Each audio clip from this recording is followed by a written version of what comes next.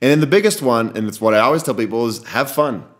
Yeah. That's like the number one lesson. Like if times get tough or the weather goes south or you're with people that are frustrating you, like I know all that can happen. We're humans. There's always going to be something that's hard, but at the end of the day, you know, if you're out there, you just have to realize sometimes that you're like, okay, like this might be hard, but I get to do this. This is a privilege to be doing whatever I'm doing.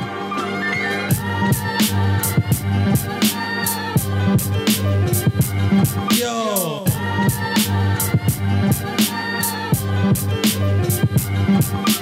Hey, man.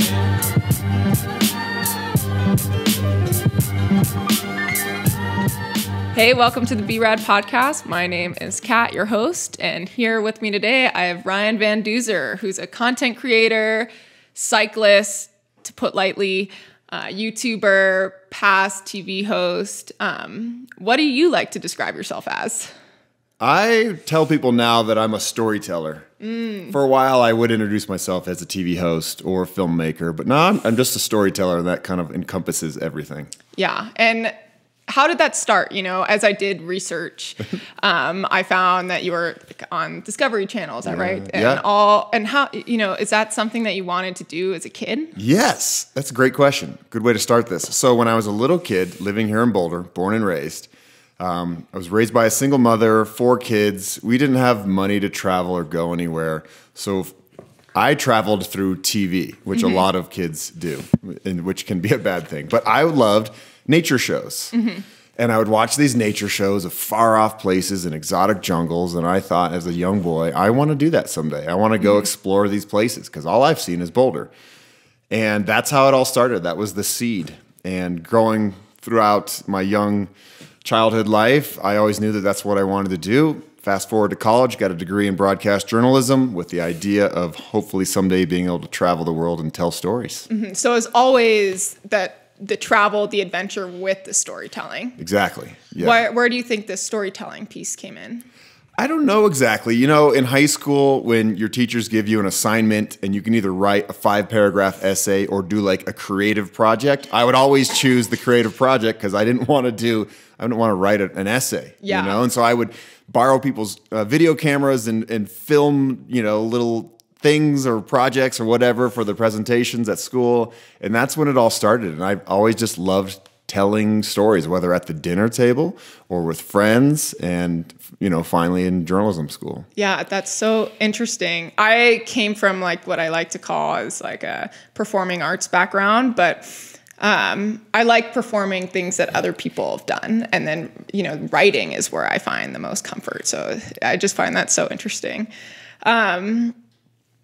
So you graduate college with, did you say photojournalism degree or broadcast journalism degree? Encompasses all like visual imaging. And then you know, that process to break into the TV industry, that's, you know, typically it's hard. And like I was going to say, extremely competitive. Your shot is, you know, low, you know, your chances. What was that like? Did you stay in Boulder? Did you go like the LA route or?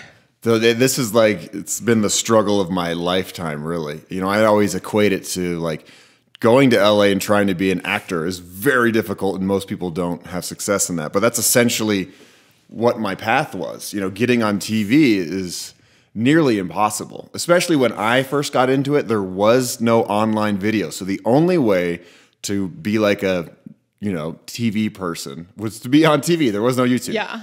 So, you know, I just started at the very bottom. I was a Peace Corps volunteer in Honduras, actually, after I graduated college.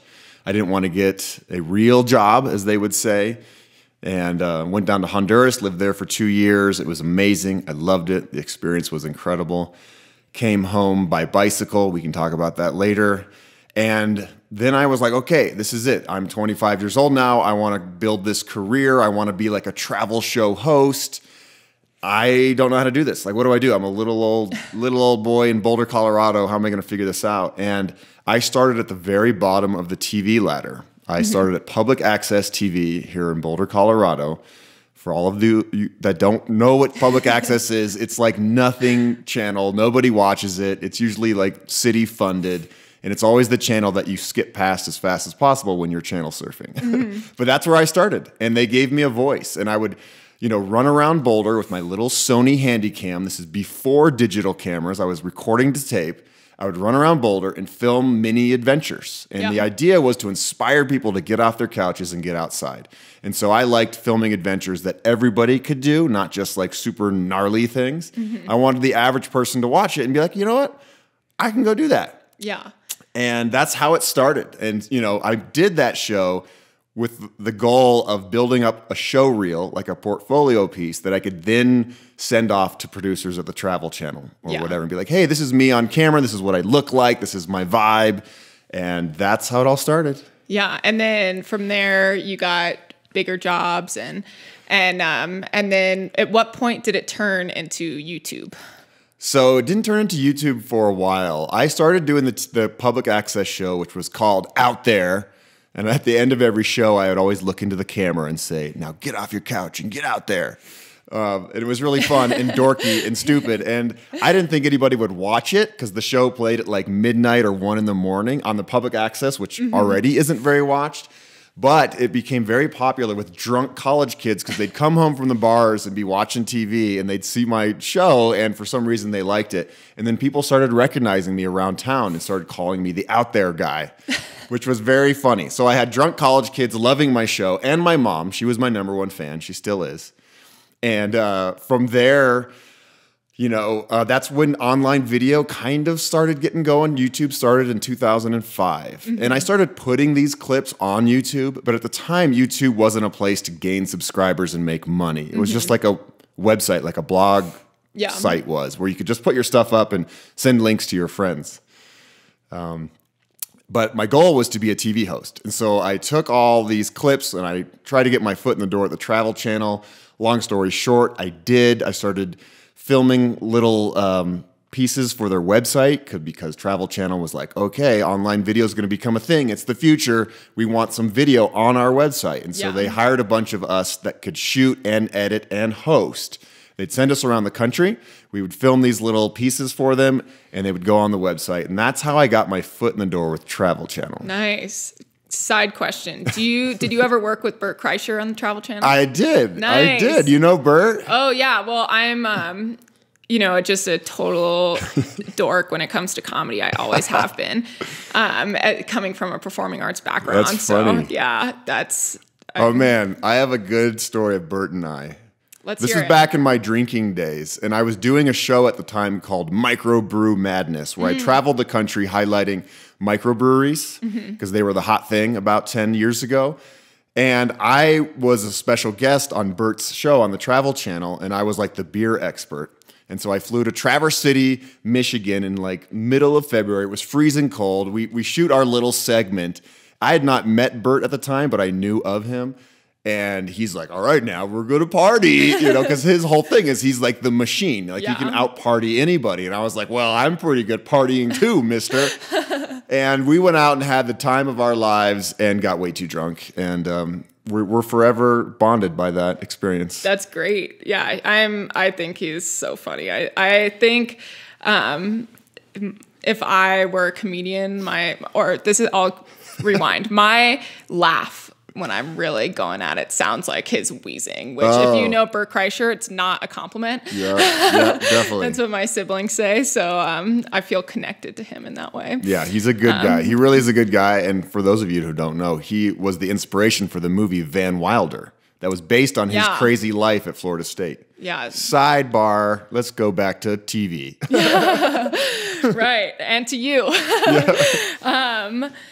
So, TV host, what you don't usually hear with TV hosts is that they don't own a car unless they're being driven around by a driver. Yeah, or their mom. And I just, my first thought when you told me that you didn't get a license until you were 30 was, what about when you were a kid? Like every 16-year-old is like, car equals freedom. Mm-hmm. What were you like as a kid? Obviously, you were a little bit different. Yeah. I'm still different. Yeah. It's okay. You can say it. Oh, I am too. And I think that's a compliment. That's why I started this podcast. But what made you different then?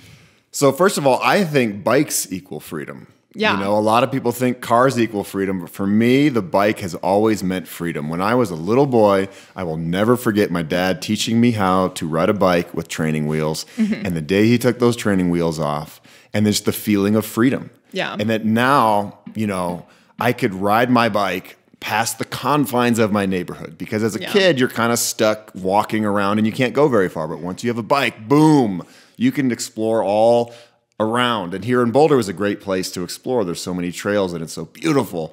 And as a young guy, I was like, this is the best thing ever. I just want to ride my bike all the time. Yeah. And that's essentially what I did. I also have a very deep, desire to help Mother Nature as much as possible. And as a young kid, I remember watching an Earth Day special. And I remember thinking, oh my God, cars are bad. Cars are pollution. I'm never going to have a car. I'm going to ride my bike everywhere and keep the air clean. Yeah. And that's essentially, I made a vow to myself.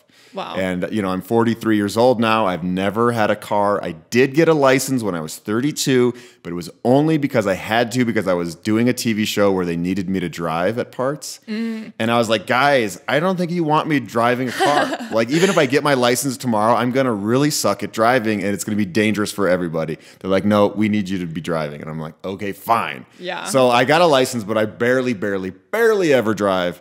And if you ever see me in a car, stay away from me. Yeah. How was driving?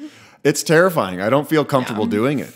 Just like anything in life, you have to do it over and over and over to feel comfortable. And I'm not exaggerating. I might have 3 hours total behind the wheel of a car as a driver.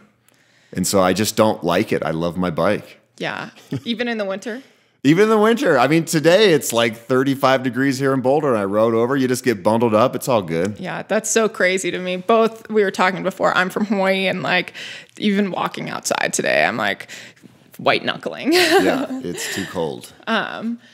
So, and then, again, talking about these big adventures and these, these extremes that you seem to have, and you have a super mellow demeanor, but, absolutely no cars, your whole life. That's an extreme. And then, the Peace Corps is an extreme. Yeah.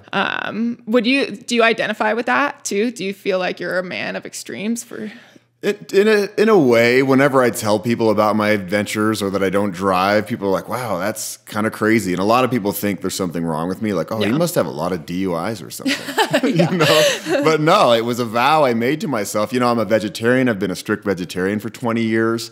And it goes, to environmental reasons. It goes to like animal welfare reasons, why I don't eat meat. And, it's who I've always been. So I don't think it's extreme. I think what's extreme is, what humans are doing to the planet. That's extreme, So for me, I think, this is just the little thing that I can do to make our planet a cleaner place. Yeah, it's super impactful. And, I think about my own travel by car and by plane. And like, it's, I get stressed out when I think about it too much. Is that part of the reason you decided to bike home from Honduras? Yeah, yes, it was. So I was a Peace Corps volunteer in Honduras, and I didn't want to just jump on an airplane after having lived there for 2 years and had this incredibly impactful experience. I didn't want to jump on a plane and be home in a matter of 5 hours. I thought that would have been complete reverse culture shock. Yeah. I really wanted time to like process what I had done and the work I had done, and also dream toward the future. I was 25 years old. I didn't know what my next step was going to be. Everything up until that point was set in stone. Like you go through school, and then you go to college, and then you do the Peace Corps. And I always had something next. But that was the first time in my life where I'm like, I don't really know what I'm going to do with my life after the Peace Corps. Yeah. So I thought sitting on the seat of a bike for 8 hours a day for 4,000 miles would help me figure it out. Yeah. And that was really the main motivator for sure. Yeah. But I have done other bike rides. I've ridden across the United States 4 times. And one of the times I rode a cruiser bike across the country. And the main goal with that ride was to show people that you don't need expensive bikes to do epic things. And that, if I can ride this bike all the way across the United States, you guys can ride to the grocery store or just ride your bikes just a little bit more often. Yeah. I'm not so extreme that I think everybody should get rid of their cars. I realized the utility in cars. I was raised by a single mom. She obviously needed a car to drive us all around to our sports events and everything. But I think we can all do a little bit more. Yeah. And what are some of the things that you would advise someone to do that's trying to do a little bit more? You want to do something that's you're comfortable with, just a little bit outside of your comfort zone. So I think, we drive our cars for everything in this country, even around the block to the grocery store, a mile and a half or whatever. All of those trips can be made by bicycle, and those are the little things. Maybe people can eat a more plant-based diet. Not all the time. I'm not saying you have to, everybody needs to become vegan, but I think everybody can, reduce the meat consumption in their lives. And we all know that, the meat industry is one of the biggest reasons that is, fueling the climate change. But I'm not here to judge people, but I think we can all do a bit more. Yeah, I think that's a really great place to come from. It's no judgment. Yeah. But, just fact. And if you don't start doing things, we're all going to die. Yeah, I know, it's scary. Even in conversations of should we have kids? Yeah, totally. Is that the right thing to do? Yep. How do you have some of those conversations with your family? Because it's tough. I have a family that's tries their best, but my mom is addicted to plastic water bottles. Oh yeah. And it really is amazing, and she tries, and I love her to death. But having even a conversation about a plastic water bottle is always, a point of tension. How do you communicate with the people you care about? It's hard. I can be really hard on, my mom as well, but she's gotten a lot better. Good job, Mom. But, it's hard because people are so set in their ways. And, we have single-use plastic water bottles because it's convenient. Americans are all about what's easiest. You go to Costco, you buy a crate of these damn things, and you just suck them down throughout the week and then throw them away, and they're never, ever going to decompose, and it's just horrible. So, we as individuals can do a lot, and we can make some choices with our money. That's essentially how we vote. If you stop buying these things, then, and if enough people do it, then there's not going to be as much demand for this. But it's the big companies, it's the corporations, it's Coca-Cola that needs to stop with this crap.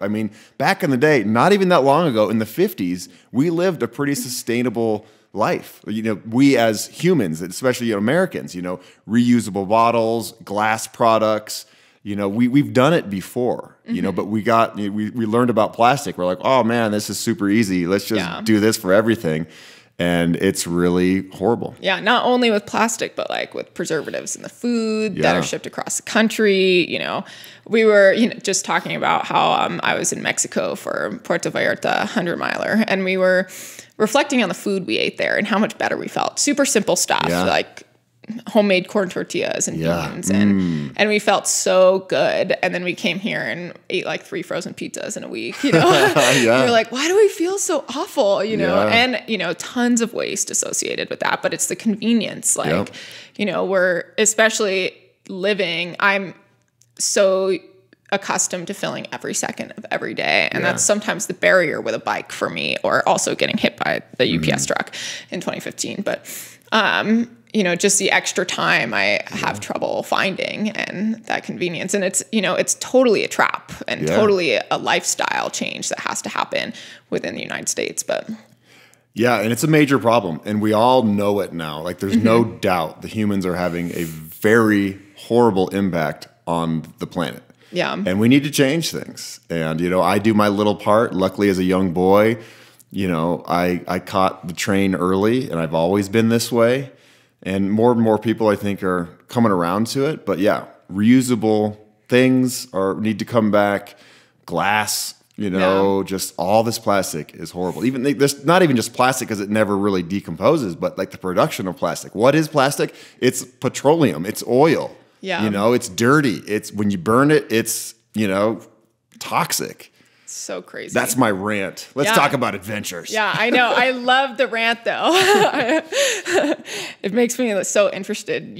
Who you were as a little kid to stay so set in that. Definitely. And I'm sure it was not always easy. Well, I remember even my grandma, I told her I was a vegetarian the first time she came to visit, and she's like, "What? I don't want to have to cook the main meal, and then something else for you because you're a vegetarian." Now they just she didn't get it. Yeah. But after time, you know, she's like, okay, this is what Ryan is all about, and this is important to him. He's not doing it just to make my life harder. It's like he really believes in this. That's amazing.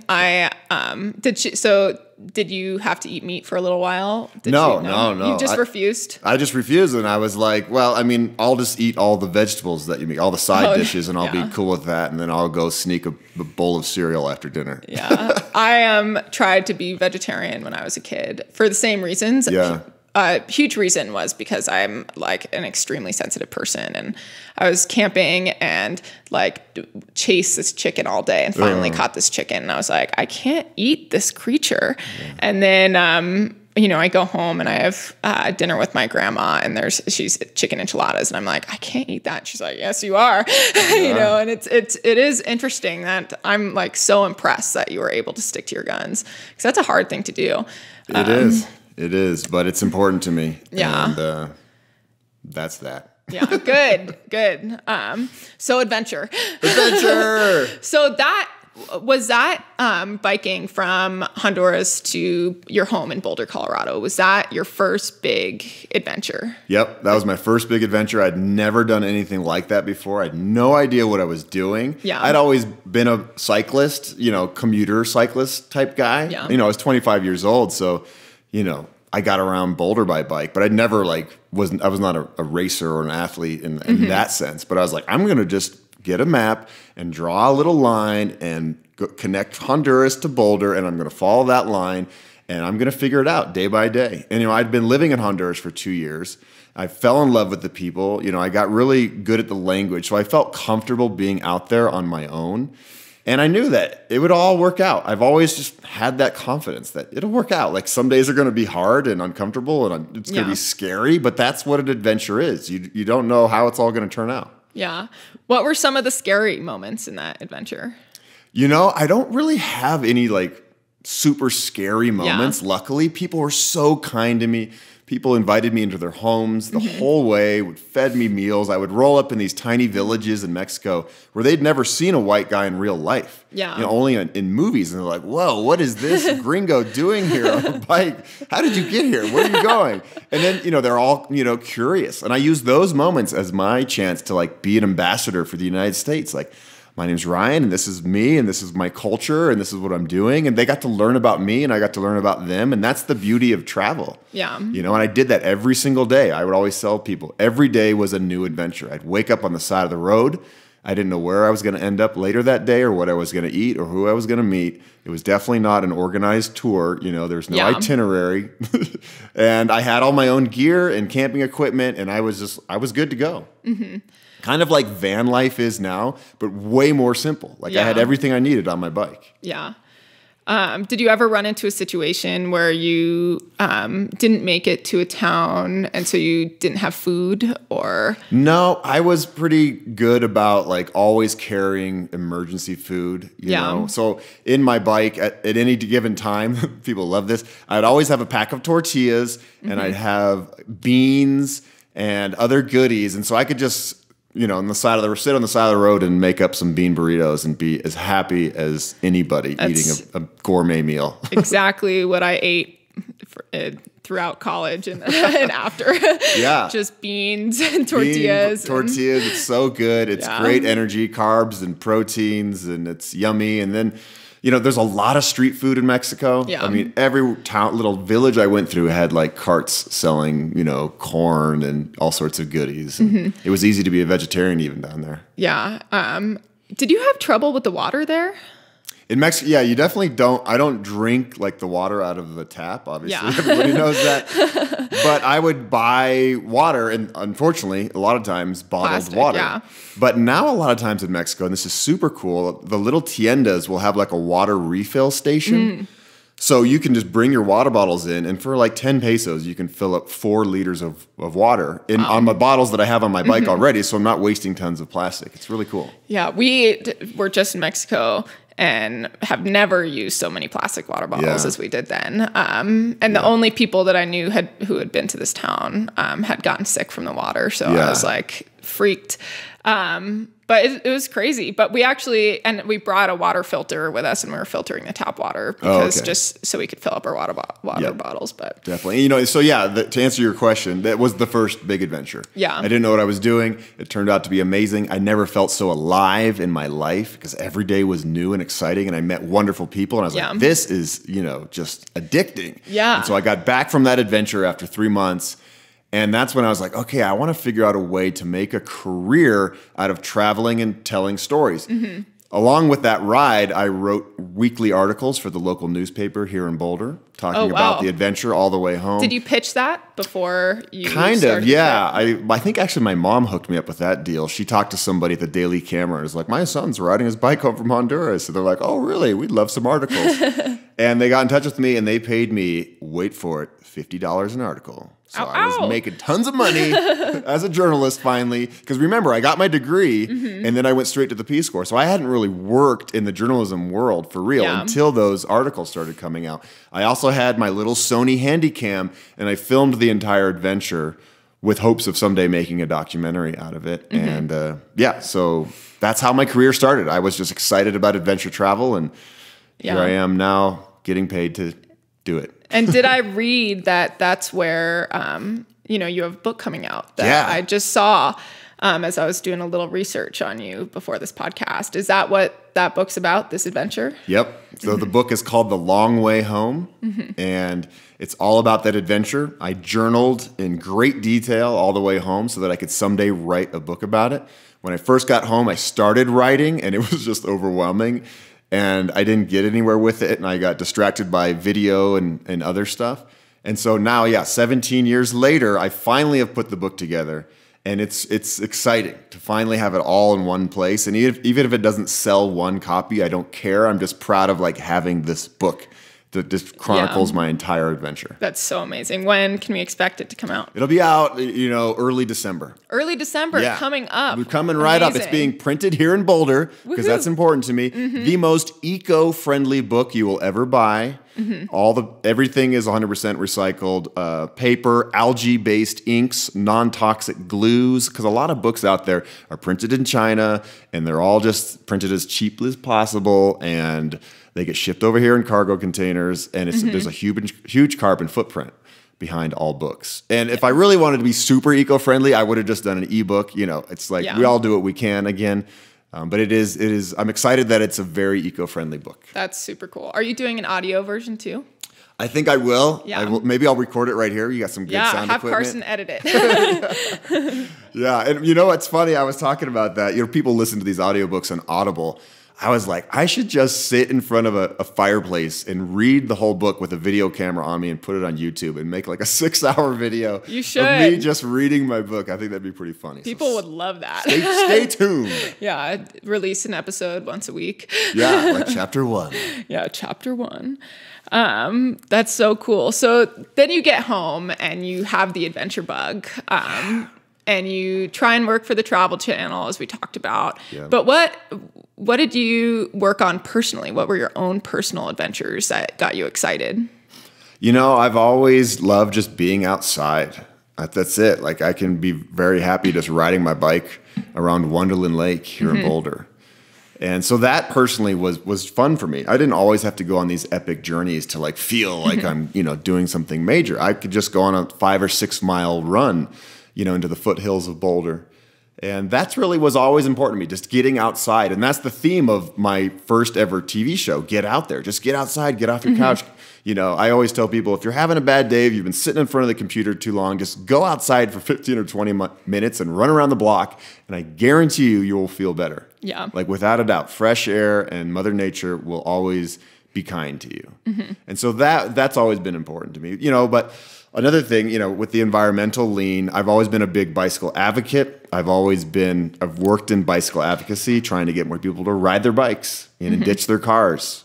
And so I've done a lot of different bike rides, raising money for nonprofits here in Boulder, our community bike shop here in Boulder, for the League of American Cyclists, for People for Bikes, all these great nonprofits who, you know, have in their mission statement just to get people on bikes, because that's always super important.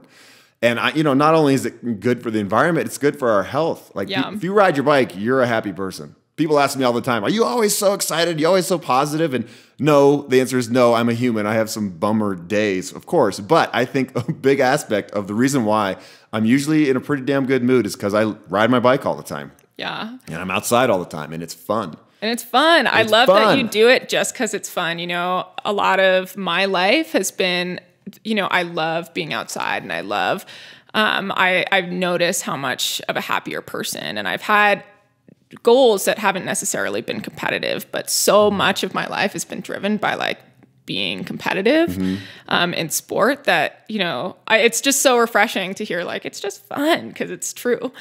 And I'm glad that I'm at this point because when I was younger, I was very competitive. And I was a runner, and I was like super into it. And I was, you know, state champion 800-meter runner, and I wanted to go to the Olympics, and I had all these dreams. But I remember before track meets being so stressed out, and it just took the fun out of running because I was always focused on winning. If I did not win, I would throw a temper tantrum. I had a bad attitude. And luckily, at a very young age, I realized, okay, this isn't serving me, you know. And I took a break from the competitive side of things and just started embracing the fun aspect of running and biking. And that's made all the difference. Yeah. Do you have any competitive goals in running now, just out of curiosity? Not really, other than just to improve myself. You know, I did Leadville this year because I wanted to do better than last year, so I trained a lot more, and I did do better, and yay, hooray, you know, but I don't care about like podiums. I'm nowhere near the elite guys, nowhere near. So I'm just out there to like have a good experience, have fun, connect with the community because we all know it's awesome, and do a little bit better every time. Yeah. And even if I don't do a little bit better, it's okay because I'm still just outside all day running with my friends, and that's cool. Yeah, and then it's an excuse to train all summer too, and be out in the mountains all summer, and to go to the Leadville camps, and to, you know, be with the community. Yep. So I have to ask, what is your biggest adventure, would you say? My biggest, well, I mean, the Honduras to Boulder one is pretty monumental. I mean, it was 4,000 miles and, you know, through Central America and Mexico. And you didn't know anything. Which I didn't know what I was doing. Yeah. So that was a pretty impactful first adventure. And that set the tone for my life. That really was the start of my career, whether I knew it or not. Like that adventure was it. You know, I've ridden across the country 4 times down both the East and the West Coast. I've ridden across Cuba, you know, all sorts of crazy adventures. Trying to think of other stuff. You know, I've done the Caballo Blanco race from the book Born to Run, which is an adventure just getting there. One year I decided to take public transportation all the way from my front door in Boulder, Colorado to the Copper Canyons to do that race. And again, I wanted to like show viewers that, hey, you don't need to fly or drive everywhere. You can use public transportation. And it was really cool. And it was a great little adventure. Yeah. You know? Yeah. What do you have any like big adventures that excite you right now that you're working towards? I've kind of slowed down on the really big ones, you know, when I'm gone for 2 or 3 months. I've realized because of the pandemic that I like being home. I like being part of the community. I'm involved with a lot of different nonprofits and organizations here in Boulder. And for most of my career, from let's say age 25 to pandemic to I was about 40, I was traveling 150 to 200 days a year. And it was fun and exciting, and I was living the life that I always wanted to live, but I wasn't able to be part of this Boulder community as much as I wanted to. And now after the pandemic, I'm like, I kind of like staying home. But, you know, so now I do smaller adventures that are, you know, 2 weeks to a month. I have dreams of, you know, going to Bhutan, this Himalayan kingdom where they measure their country's wealth and happiness. That seems like a cool place to go and walk around big mountains. I'd love to bike in Nepal in the Himalayas. I'd love to bike in Africa. I mean, there's a lot of places. I definitely have a list of cool things I want to do, but I really am trying to, you know, realize how cool Boulder is and just, you know, staying put a little bit. Yeah. I mean, I've found that too. I did so much travel before the pandemic, and I feel like it burnt me out, you know, and after I've just appreciated the still time, you know, in routine.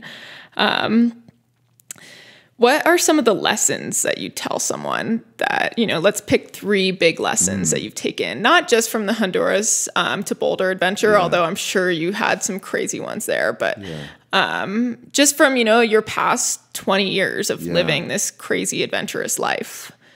Yeah, I would say for number one, just you want to be enjoying yourself. You don't want to push yourself too hard. Otherwise, you won't do it anymore. If it's like super uncomfortable, you might try something once and be like, oh, that is not for me. Because I get emails all the time from viewers who are like, oh, I saw your video when you rode down the Great Divide and I want to do that. And I know it takes like 3 months and it's super gnarly, but I want to do it. And I'm like, okay, if you've never been on a bike trip, you might not want to start with that. You know, just go on a one-night, overnight bike trip and just learn how to use your gear and see how you like it. Yeah. You know, and then build on that. So I always tell people just to start slow-ish and then get comfortable and then move up. And if you're super psyched and you want to go for the big stuff and you're ready to roll, then give it a shot. So stay within yourself for sure. Also, what is another good lesson? You know, for me, it's like treading lightly environmentally. You know, it's whenever we get on a plane and go somewhere, that's definitely a lot of carbon being spouted out into the atmosphere. And I've tried to fly less because of that. But, you know, I buy carbon offsets. I've been doing it through years through a cool nonprofit in England called Mossy Earth. And they do all these great reforestation projects. And I actually have done my carbon offsets sometimes through them too. Oh, really? Yeah, because I in 2019 I was like traveling to Europe like once a month sometimes, and I was like just so guilty, and so I found that it was recommended to me by Claire Gallagher. Yeah, yep. I found out about it through Alex Honnold, and I've just been like a monthly member, so I pay like $15 a month.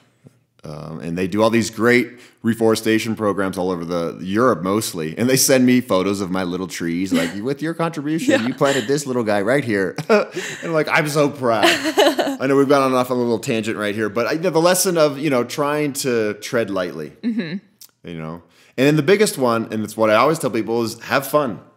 Yeah. That's like the number one lesson. Like if times get tough or the weather goes south, or you're with people that are frustrating you, like, I know all that can happen. We're humans.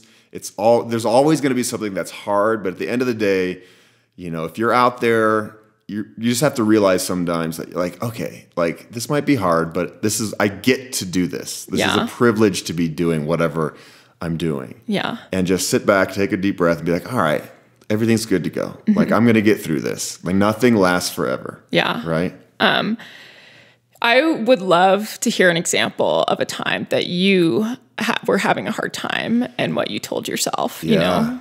Good question, because it leads right into a good answer, I hope. So when I did a Discovery Channel survival show in 2010, and I was flown to the jungles of Venezuela along with 8 other people, and the show was called Out of the Wild Venezuela. And the goal of the show was to get out of the wild. And so we were dumped into the jungles. And we knew it was going to be hard, but we didn't quite know what it was all about. You know, there was one season of the show before ours in Alaska, and we watched it and kind of had an idea that it was going to be hard. We'd have to find our own food and make our own shelters. But this was next level difficult. This pushed me so far to the edge, both mentally and physically, that I almost cracked. And up until this time in life, I had pretty much set my mind on anything I was going to be able to accomplish it. I've always been a strong athlete, and I can pretty much do anything. But on that adventure, because of starvation, really, I wanted to quit. About 20 days into the journey, where we were barely eating. I lost over 30 pounds in 1 month, and we didn't have tents or sleeping bag. It was freaking miserable. You know, we would sleep sometimes like in just straight up downpours, all cuddled together with our hoods over our heads, trying to stay warm.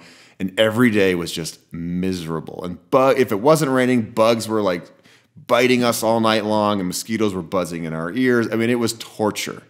That was an adventure where it was really hard to look up and be like, wow, this is really beautiful, because it was a beautiful place, but we were suffering so badly.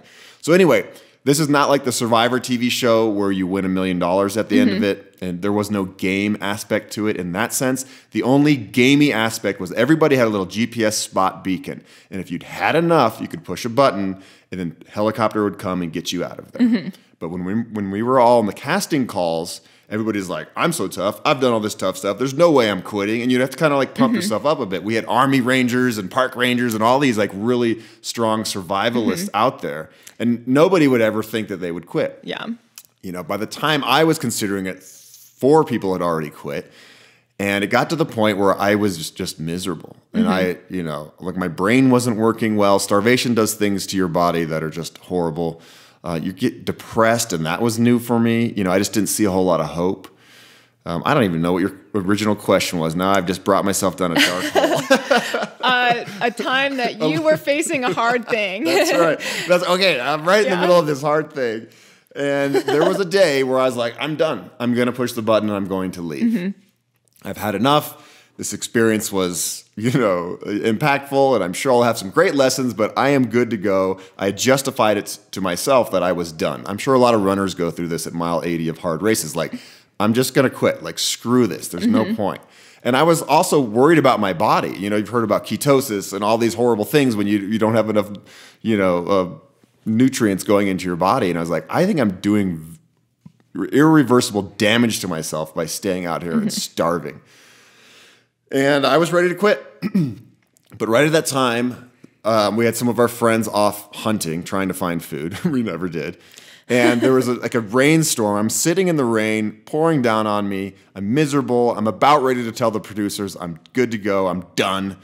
And I hear my friends screaming from the other side of a river. They're like, help us, what? And I'm like, oh my God. So then it snaps me out of my little pity party. I run over, and we have to, as a team, figure out a way to get these guys across like a raging river. Like this, it just appeared because of the heavy rainstorm. And in that moment, it was very impactful in my life, because it was the first time in my life where I feel like outside forces played a role in my destiny. Because if it was up to me, I was done. But this rainstorm happened, my friends needed help, and it snapped me out of my pity party. We figured out a way to get him across the river. And at that moment, I'm like, okay, we're in this together as a team. And I know that I could leave, and that would make me personally more comfortable, but we need to be here together because we need to help each other out. And this show was really inspirational. A lot of reality shows are horrible, and they show the worst of humanity and backstabbing and lying and just blah.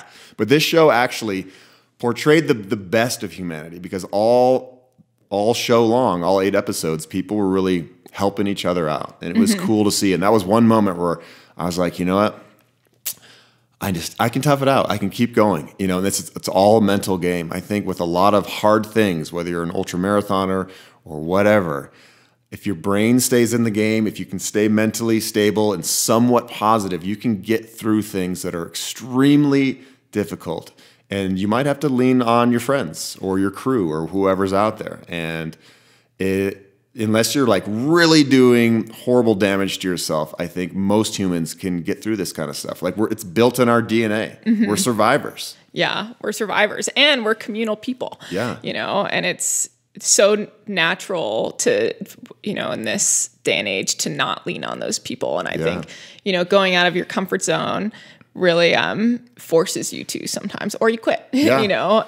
Totally. And, you know, sometimes quitting is okay. It's, you know, I'm not going to judge people who quit, but I really believe that most humans have the capability to get through the hardest things that they've ever faced. And just like, you know, maybe you're having a bad day, you're bummed out, you've had a bad week, you have a breakup, your heartbreak. If you lean on your friends in those moments, that's what's going to get you out of it a lot of times. Yeah. Just like me in the jungle, like my friends there, they got me through that. Not knowingly got me through that, because it turned my brain on in a different way where I was like, oh, they need my help.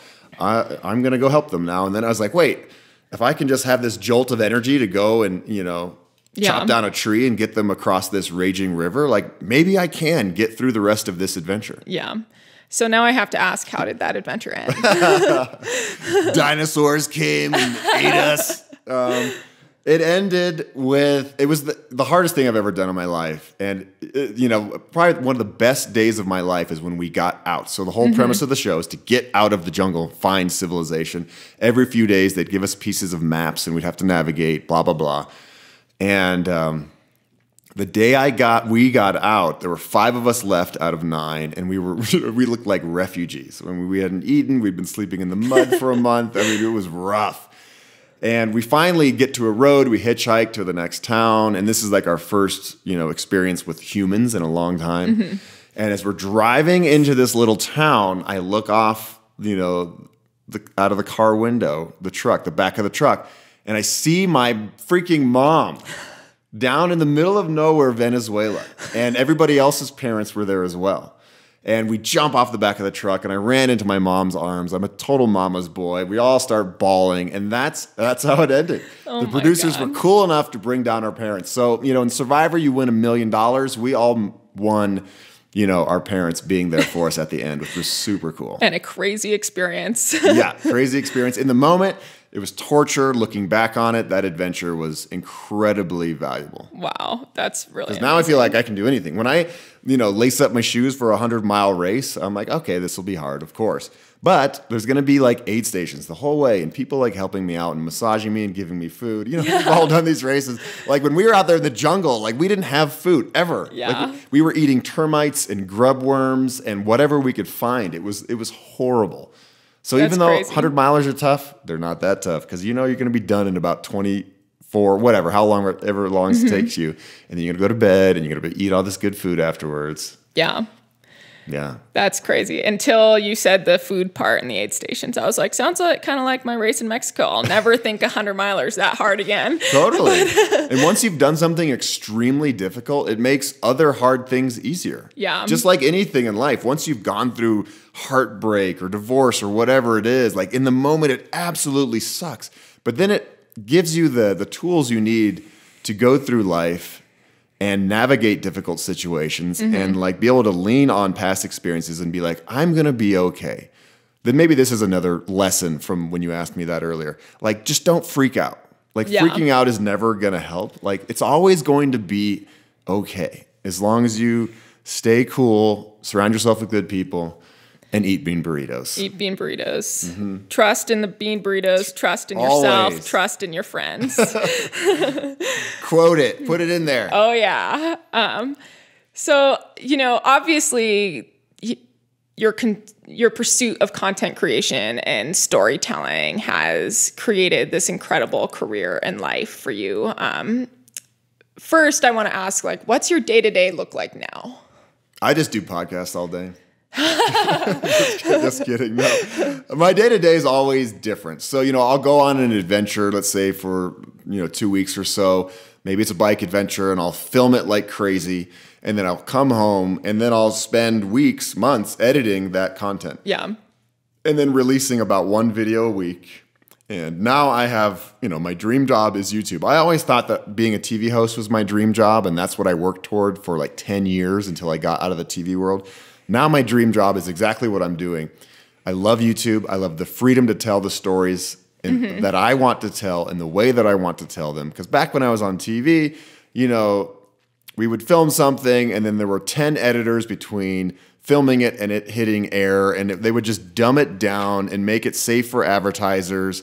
And it just wasn't like my heart and soul. But on YouTube, I can share my heart and soul with my community. I've talked about reasons why I quit drinking alcohol, going through heartbreak. Like I share everything in my life, the ups and the downs. And that's a really beautiful thing. You could never do that on TV. Yeah. I also love how I can interact with my viewers. They can write comments and questions right on the video or email me, and I can really help them on their journeys because remember, the whole goal is to inspire people to get outside. And if I can help people on that journey, like I'm all for it. I probably spend, 7 to 10 hours a week just responding to comments and questions and emails from people. Wow. And a lot of people are like, damn, that sounds sucky. That sounds horrible. But for me, it's part of the job. Like I really want to be of service. I want to create value for these people. And so, I create videos about one a week. I go back to the roots of my public access show out there. And the whole goal is to inspire people and to show people what's possible. That's amazing. And,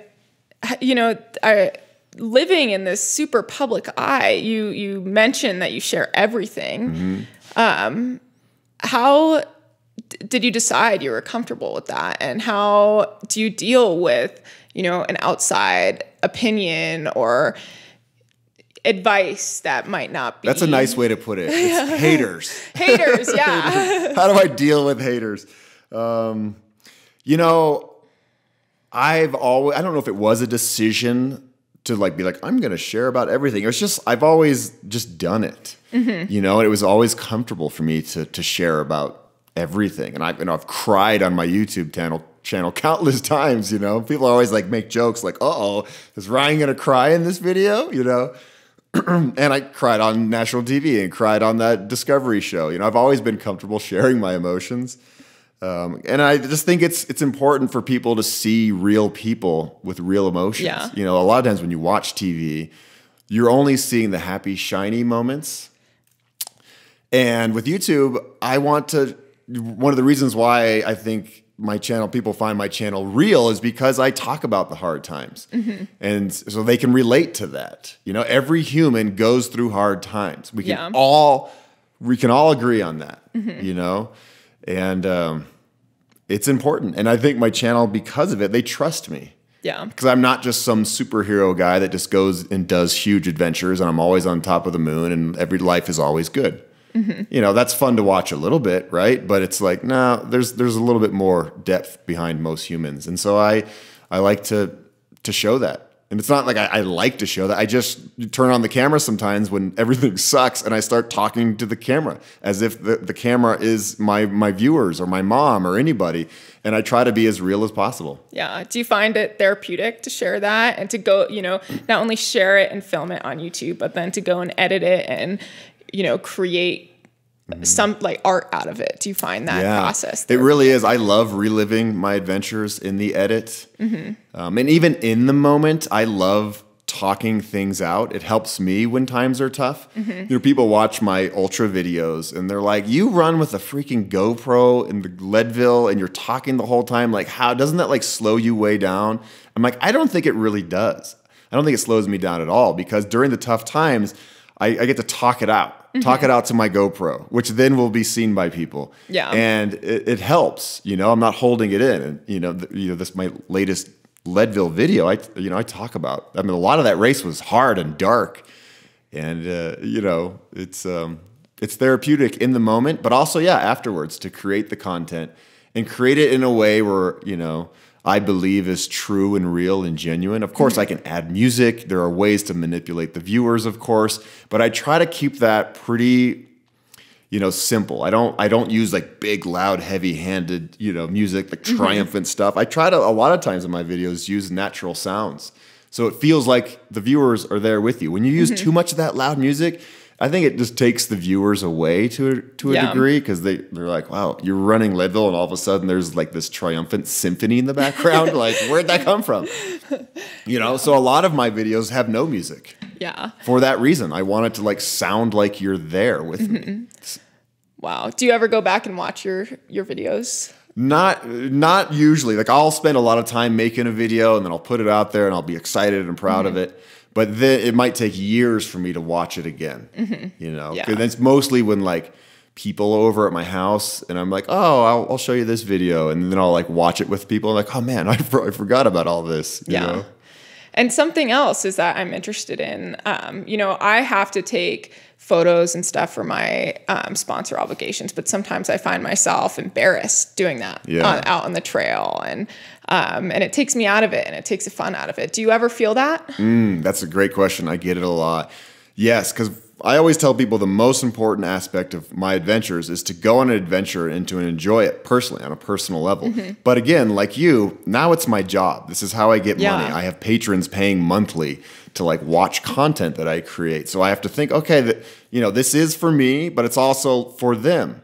And there are moments where it's a tricky balance where you're like, God, I wish I could just like enjoy this moment without like getting my drone out or setting up a time lapse or whatever it is. Because that once I touch a camera, then it takes my brain out of it and it's work. I did a ride across the country in 2018 with my then girlfriend called Love Cycles. We rode all the way across the country.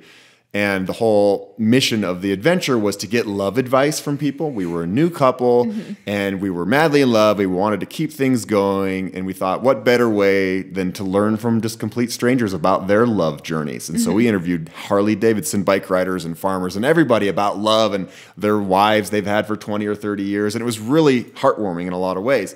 But the point of this story is that I am on this ride with my girlfriend. We'd only been together for 3 months. And I'm so focused on getting all the content and getting all these interviews and filming these beautiful sunsets that it got to the point where I wasn't being present with her. Mm-hmm. The whole point of the thing was to fall deeply in love. Yeah. And here I am working. So about halfway through the ride, I decided to chill out on it. And the main thing was I was editing these videos as we were going. Mm-hmm. And that's, we'd ride our bike 8 hours a day and then I'd sit in the tent and edit. And I was just fried and stressed out. Yeah. When I should have been like cuddling and enjoying sunsets, so it's a tricky balance. And now I think I have it pretty well figured out. But it's not, it's going to be an evolving process. Yeah. It's so tricky. Even Carson, who is a photographer himself, will take a photo of me and, it's, who knows if it's work or if it's, for us sometimes. And it's a balance that we're figuring out too. Yeah. But it's worth it because now I'm a millionaire. That's a joke, people. Yep. That's so funny because we, do these interviews with people who are highly successful in their field, and none of them are millionaires. Exactly. And it's all, and that I think it goes back to defining, what does success mean for people. And I've been interviewing people who are just overall happy people, and none of them are millionaires, and they're all just working at what they love to do. Yep. I once gave a high school graduation speech to Boulder High, and the title of the speech was A Different View of Success. Mm-hmm. And it was all about my career up until that point where I started off the speech saying, so I'm probably the first graduation speaker you've ever had that lives in his mom's basement, that makes well below the welfare rate, and has never driven a car. And so I kind of disarmed the whole audience right away. They're like, whoa, what is this guy going to say after that? And the whole idea of the speech was, success, like in society, success, tells you get good grades, you go to a good college, you get a good job, you buy a big house, and you have a car, and that is success. Mm-hmm. Stuff is success. But to me, it's been the complete opposite. I talked a lot about service and working with kids, Mexican immigrant youth in Boulder, and then going on to work in the Peace Corps and doing things that really, fulfill your heart and your soul and being of service to the community. And a lot of times, service jobs, if you're, running a nonprofit, you're not a millionaire, but you get to touch and impact so many people. Yeah. And to me, that is success. Yeah. And also pursuing whatever, or not even pursuing in a professional way, but just doing what you love is success, being a part of the community and doing something that fulfills you every day, Yep. And if you make enough money, then you're good to go. And that was always my line, is like, I never needed to make a lot of money. Mm-hmm. I kept my expenses really low, no car, eating bean burrito diet, like keeping things cheap, essentially. Yeah. And that was always enough for me. I've never been driven by money. Mm-hmm. And, I think I'm happier because of it. Yeah. What would you say to an aspiring storyteller? Get ready to not make much money. No, I would say, it's, there's going to be some times where you really question yourself. I still have these times where I'm like, what am I doing? How much longer is this going to be sustainable? I'm 43 years old and I'm a YouTuber? Really? Like, okay, and it can be overwhelming, because you look at life and how it all comes together and how expensive everything can be. And you're like, I do get to do what I love, but for how much longer? And so I go through these things and I'm good to go. But I would tell people just to stick with it. Like if you truly want to be a creative person, an artist, a content creator, you have to be relentless in your pursuit of that. And that goes for anything in life. If you want to be a elite athlete, like you have to kind of live and breathe it to a point. But also you have to love it, because if you stop loving it, then then you're not having fun anymore. It's kind of like when I was really competitive as a kid, like I stopped loving running, and it's a fine line. So I would say to an aspiring content creator, creative-ish person, or somebody who's just pursuing their life in a non-traditional way, is just to be relentless. Mm-hmm. And we touched on this earlier a little bit, and how your brain might work differently, just as mine does, just as a lot of people who have mastered a craft there does. How do you think your brain works differently, and do you think part of that is just being stubborn and relentless? Yeah, I think, you know, I've always been different in that sense. And I don't know if I can put a finger on why it works differently, but I have a very open mind. All my friends are from every different corner and aspect of life. And I've traveled the world and I've seen how the world works. And, you know, I really attribute a lot of my, you know, demeanor in life and to traveling and connecting with humans who have very different, you know, ideals than me. And, you know, I think that's it. You know, I'm just like, okay, there's a lot of possibilities on this planet, and there's a lot of different humans, and we're all on our own path, and it's okay. And I respect them all, and I don't judge anybody. And I try my best not to judge people, because we're in a society where, you know, it's like, oh God, look at that guy's clothes he's wearing, or look at that job, or, you know, it's like easy to judge, and I really try to stay away from that. Yeah, it feels like, you know, so much could be fixed by like the judgment piece, you know, including, I think, like if we were more, something that Carson and I noticed in Mexico is like the communities where there was not as, the walls weren't as rigid. And I mean that like physically and metaphorically, like the, you know, one family unit kind of bled into the next. And then that goes into how, you know, families work together. Like if someone's working, you know, auntie takes care of the kids, and where that's not necessarily the case as much here. And I feel like because we're separate, you know, there's more judgment, and, you know, then we work harder, then we have to get in the car to schedule our day, you know, from A to B. And, you know, it's really, you know, I don't know. I've thought a lot about that judgment piece and how we could all, if we let it go a little bit, what else would change? Yeah, I think we all just need to be a lot kinder. Yeah. You know, and I've learned that from people all over the world, people who have essentially nothing. Yeah. But they will invite me into their homes and feed me a meal. You know, I lived in Honduras for 2 years with people who make $800 in an entire year.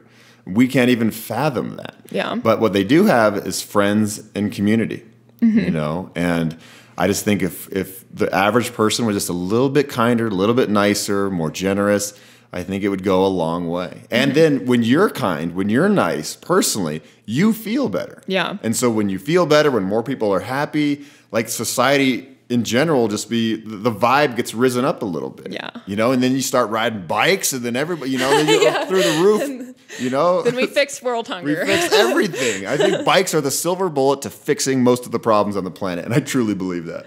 Yeah, that's amazing. I'm like terrified of bikes. Well, we'll have to get you out someday, and we'll try to build up your confidence. Yeah, I'd love to come out with you guys. I see your Instagram with Amelia, and I'm almost like, that looks so fun. Yeah, maybe I should just get back on there. I did do my first bike ride since that accident with Carson in Annecy, around Lake Annecy. Oh man, that's a beautiful place. It was so beautiful and so fun, but it was like going down, you know, the small sections where there were cars. And I'm also deaf in my left ear too, so I get like from that, and so I get nervous, you know. But I would love to try again. I want to acknowledge your fear of bikes, and I think it mostly comes from the roads and cars, because that's the number one reason why people don't ride bikes. Yeah, because they don't feel safe.